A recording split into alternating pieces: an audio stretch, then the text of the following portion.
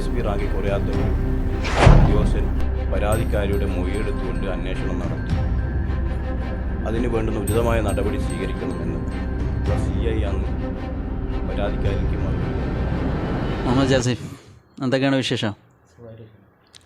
2024 പുലരുന്നതോടുകൂടെ ഒരു പുതിയ ജീവിതം, ദുരിതപൂർണമായിട്ടുള്ളൊരു പുതിയ ജീവിതമാണ് ആരംഭിച്ചത് അല്ലേ?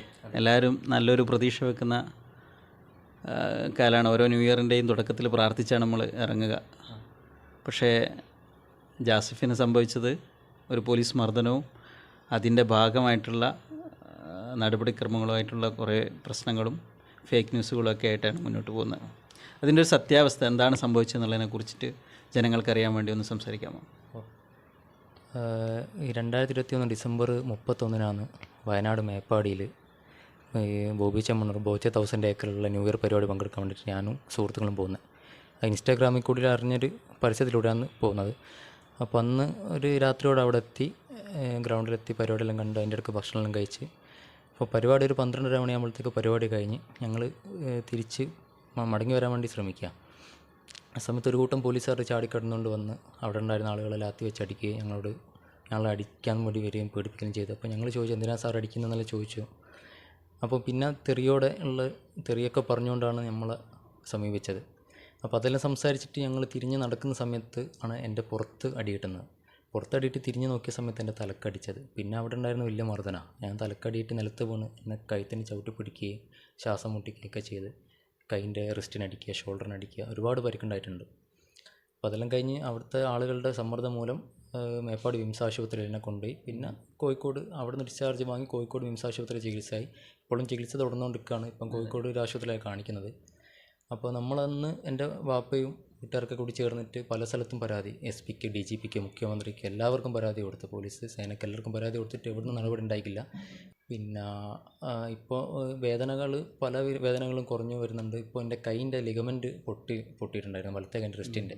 അപ്പോൾ അതിൻ്റെ ചതവ് മാറി വേദന മാറാത്ത സമയത്ത് MRI സ്കാൻ എടുത്ത സമയത്താണ് കൈൻ്റെ ലിഗമെൻറ്റ് പൊട്ടുണ്ട്. അപ്പോൾ കോഴിക്കോട് കാണിച്ച സമയത്ത് പറഞ്ഞു ആദ്യം ഒരു 2 ഡോസ് PRP ഇഞ്ചക്ഷൻ എടുത്ത് നോക്കാം, അത് കഴിഞ്ഞിട്ട് വ്യത്യാസമില്ലെങ്കിൽ 1.5 മാസം കഴിഞ്ഞിട്ട് സർജറി എന്നാണ് പറഞ്ഞത്. ഇപ്പം വേദനയൊക്കെ കുറവൊന്നുമില്ല, പക്ഷേ ടൈം പീരീഡ് ആവാത്തതുകൊണ്ട് കുറച്ചുകൂടി വെയിറ്റ് ചെയ്യാൻ 1.5 മാസം കൂടി കഴിഞ്ഞിട്ട് കൈ ഒന്നുകൂടി കാണിക്കാനുണ്ട്.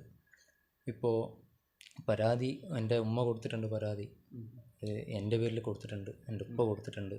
അപ്പോൾ എൻ്റെ പേരിൽ അവിടെ അന്നേ ദിവസം തന്നെ പുലർച്ചെ 4 മണിയോടെ FIR ഇട്ടിട്ടുണ്ട്.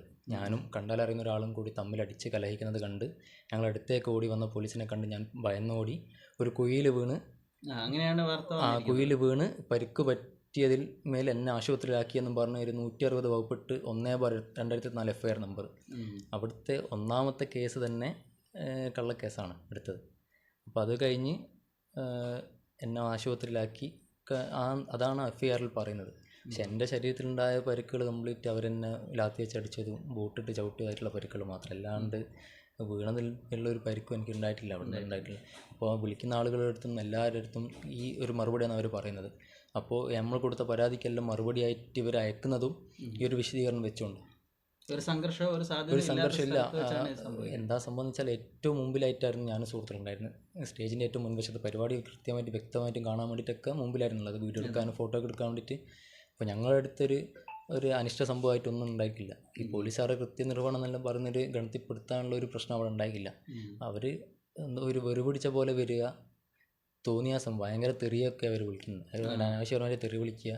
അപ്പോൾ അതൊക്കെ നമ്മൾ സംസാരിക്കും, എന്തിനാ സാറേ തോന്നിയാസം വിളിക്കുന്നത്. ഞാൻ പറഞ്ഞിട്ടുണ്ട് എൻ്റെ കാലൊരു ആക്സിഡൻറ്റ് പറ്റി, 2020 ബൈക്ക് ആക്സിഡൻറ്റ്.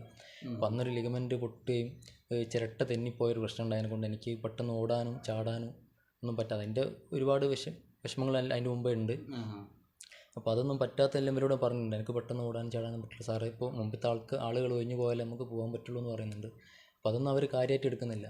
അവരെ കാഴ്ചപ്പാടിൽ ഒരു അടിക്കുക, ഓരോ കാഴ്ചപ്പാടിൽ നമ്മൾ ഇത്രയും പോലീസുകാർ അവിടെ നിൽക്കുന്നുണ്ട്, ഇവർ കുറച്ച് ആൾക്കാർ ഇവിടെ നിൽക്കുകയാണ്, എനിക്ക് കാലം സുഖമില്ലാത്ത അവർക്ക് സത്യസന്ധമാണെന്ന് എനിക്ക് മനസ്സിലാകുന്നില്ല. ഓലെ അടിച്ച സമയത്ത് ഞാൻ ഓടുന്നില്ല, എനിക്ക് ഓടാൻ പറ്റുന്നില്ല. 1-2 ചെറിയ അടി കിട്ടിയിട്ടുണ്ട്, പക്ഷെ അവർക്ക് ഓടി മാറാൻ പറ്റിയിട്ടുണ്ട് ആ സമയത്ത്. പക്ഷേ എനിക്ക് ആ ഇടത്തെ കാലിന് ഓടാൻ പറ്റാത്തതുകൊണ്ട് നമുക്ക് അവിടെ നിന്ന് അടി കൊള്ളുക, ഇപ്പോൾ ഒരു നായി വന്ന് ഓടിച്ചാലും കടി കൊള്ളുക എന്നല്ലാണ്ട് ഓടാൻ പറ്റാത്തത് കാണിച്ചാൽ ഒരു 3 തവണ എൻ്റെ കാലിൻ്റെ മുട്ട് തെറ്റിയിട്ടുണ്ട്. അത് നിസ്സാരമായിട്ടുള്ള സ്റ്റെപ്പ് ഇറങ്ങുന്ന സമയത്ത് പോലും തെറ്റിയതുകൊണ്ട് നമ്മൾ വളരെ ശ്രദ്ധിച്ചാൽ കാലിന് നീക്കാപ്പെട്ടാൽ നടക്കലുള്ളൂ. അപ്പം അന്നേരം നമുക്ക് ഓടാനും ചാടാനും പറ്റൂല. കളിക്കാൻ പോകുന്നതായിരുന്നു, കളിക്കാൻ പറ്റലില്ല. ഈ ഗിയർ വണ്ടി ഓടിക്കാൻ പറ്റില്ല, അങ്ങനത്തെ എല്ലാം കുറേ പ്രശ്നങ്ങളുണ്ട്.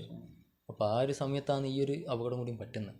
അപ്പം വളരെ പ്രയാസമുള്ള സംഭവമാണ് അവിടെ ഉണ്ടായിരുന്നത്. അല്ലെങ്കിൽ നമ്മൾ എന്തെങ്കിലും ഒരു പ്രശ്നത്തിന് പോയിട്ടാണ് അടി കിട്ടുന്നതെങ്കിൽ നമുക്ക് പിന്നെ സമാധാനിക്കാം. ഞാനൊരു പ്രശ്നം ഉണ്ടാക്കിയിട്ടാണല്ലോ കിട്ടുന്നത്. ഇപ്പം നമ്മൾ ഒരു നല്ലൊരു ന്യൂ ഇയറിൽ നമ്മളെല്ലാ കൊല്ലവും പരിപാടിക്ക് പോകുന്നതാണ്, എല്ലാ ന്യൂ ഇയറിനും പോകുന്നതാണ്. ഈ തവണ ബോച്ചെ 1000 ഏക്കറിൽ ഫ്രീ ടിക്കറ്റാണ്. പിന്നെ റിമി ടോമിന് ഗാനമേള എന്നൊക്കെ അറിഞ്ഞ സമയത്ത് നമ്മൾ കമ്പനി ഒരു വയനാട് ആണല്ലോ, അപ്പോൾ ആ ഒരു സമയത്ത് വേണ്ടി പോയതാണ്. പിന്നെയാണ് ഈ ഒരു വിഷയങ്ങളൊക്കെ നടക്കുന്നത്. അപ്പോൾ ഈ ചികിത്സ നടക്കുന്നതിനിടയിൽ ജോലി നഷ്ടപ്പെടുക അങ്ങനെ എന്തൊക്കെയോ സംഭവിച്ചെന്ന് പറയുന്നത് കേട്ടു. ശരിയാണോ? ഇപ്പോൾ നിലവിൽ ഞാൻ കോഴിക്കോട് പോസ്റ്റ് ഓഫീസിൽ പോസ്റ്റൽ ഡിപ്പാർട്ട്മെൻറ്റിൽ താൽക്കാലിക ഒഴിവിൽ ഒരു സോർട്ടിംഗ് അസിസ്റ്റൻ്റായിട്ട് വർക്ക് ചെയ്യുന്നു. കഴിഞ്ഞൊരു വർഷത്തിനടുത്തായി. അപ്പോൾ ആ ജോലി പരിപാടിക്ക് പോകുന്നതിന് തലേന്ന് വരെ എനിക്ക് ഡ്യൂട്ടി ഉണ്ടായിരുന്നു. പരിപാടി കഴിഞ്ഞ് പിറ്റേന്നും ഡ്യൂട്ടി ഉണ്ടായിരുന്നു. അപ്പോൾ പറ്റിയത് കൊണ്ട് എനിക്ക് പോകാൻ പറ്റിയില്ല. ഹോസ്പിറ്റൽ അഡ്മിറ്റ് തന്നെ ഏകദേശം 10-16 ദിവസത്തിന് മേലെ ആശുപത്രിയിൽ തന്നെ ചിലവായിക്കൊണ്ട് വന്നു.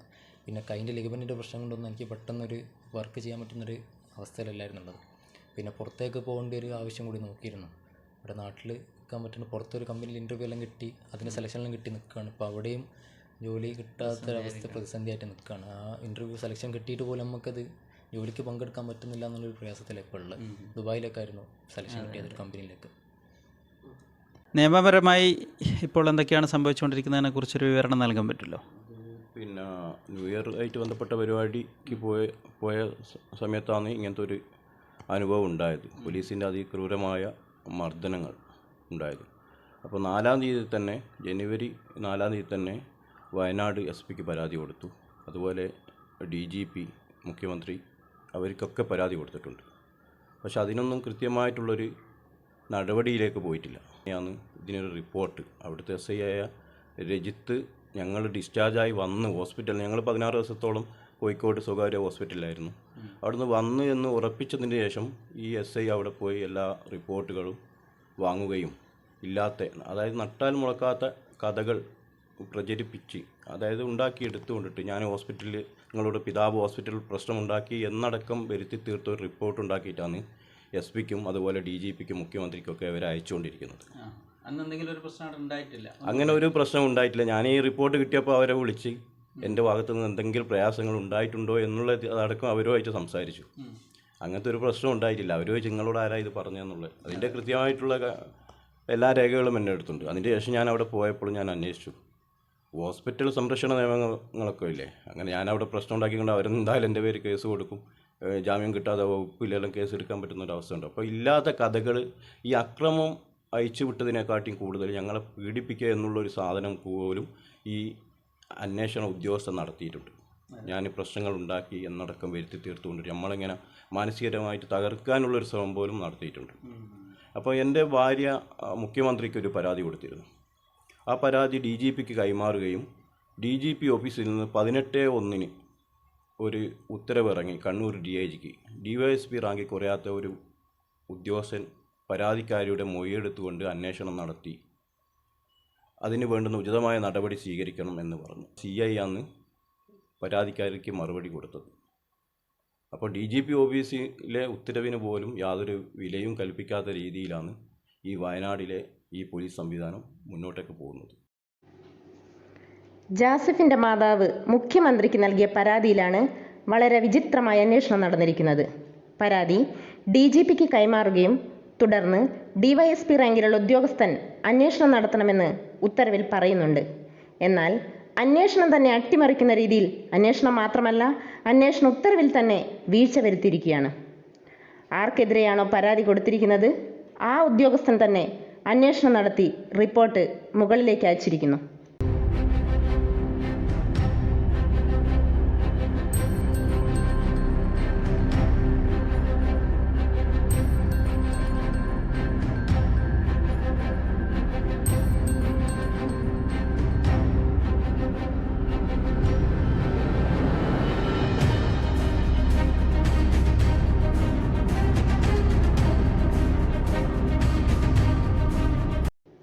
കുടുംബത്തിൻ്റെ ഏക ആശ്രയമായ ജാസിഫ് പോലീസ് മർദ്ദനത്തിൽ വീട്ടിൽ ചികിത്സയിൽ കഴിയാൻ തുടങ്ങിയിട്ട് മാസങ്ങളായി. ഇതിനിടയിൽ ജോലി നഷ്ടപ്പെട്ടു. ജാസിഫിൻ്റെ പിതാവ് നീതിക്ക് വേണ്ടി മുട്ടാത്ത വാതിലുകളില്ല. പയ്യോളിയിലെ വിവിധ രാഷ്ട്രീയ പാർട്ടികളും സംഘടനകളും ചേർന്ന് ജനകീയ ആക്ഷൻ കമ്മിറ്റി രൂപീകരിച്ച് പ്രവർത്തനം തുടങ്ങിയിട്ടുണ്ട്. അതേസമയം പരാതിക്കാരിയുടെ മൊഴിയെടുക്കണമെന്ന് ഉത്തരവിൽ പറയുന്നുണ്ടെങ്കിലും നടന്നിട്ടില്ല. ജാസിഫിൻ്റെ പിതാവ് നീതിക്ക് വേണ്ടി തൻ്റെ മകനെ മർദ്ദിച്ചവശനാക്കിയ പോലീസുകാർക്കെതിരെ നിയമ നടപടിക്കായുള്ള പോരാട്ടത്തിലാണ്. കൂടെ ആക്ഷൻ കമ്മിറ്റിയും നാട്ടുകാരും ഒപ്പമുണ്ട്. Spot Kerala news, Payyoli.